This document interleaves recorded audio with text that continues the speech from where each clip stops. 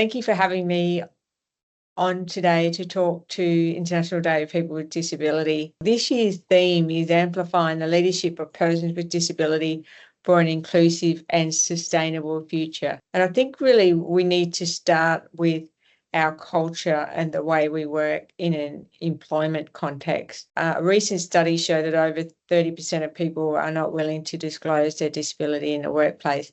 And it's an individual's personal choice to do that.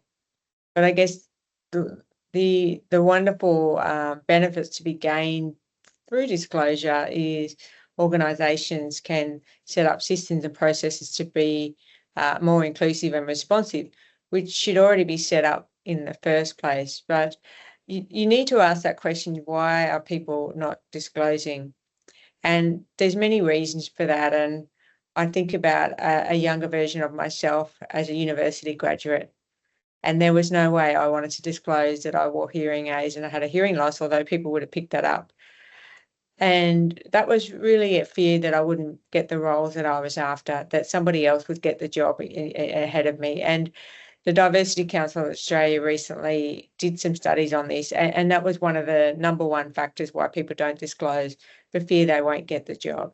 So as organisations, we need to look at what are we doing around our communications, our content, to ensure that there are conversations, people feel comfortable to be themselves and can talk about adjustments that they may need. Why do we need to amplify leadership for people with disability?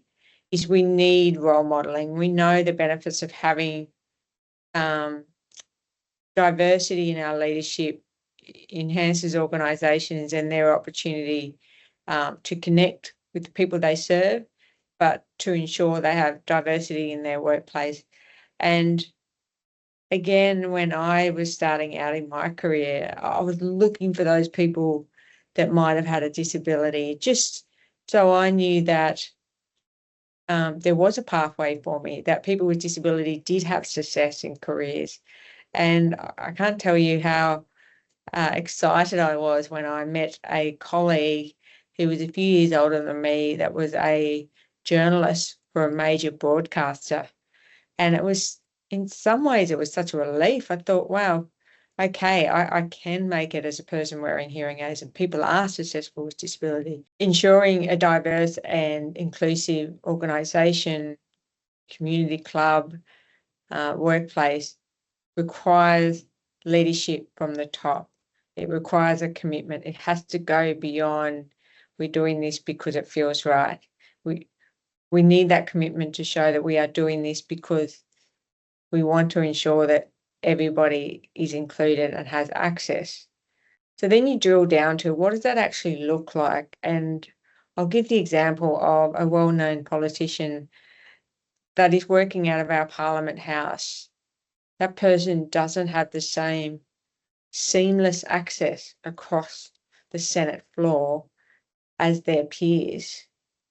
And so you have to think about, what does that do to that person every day, having to have conversations around adjustments, asking peers to meet with them in a different way.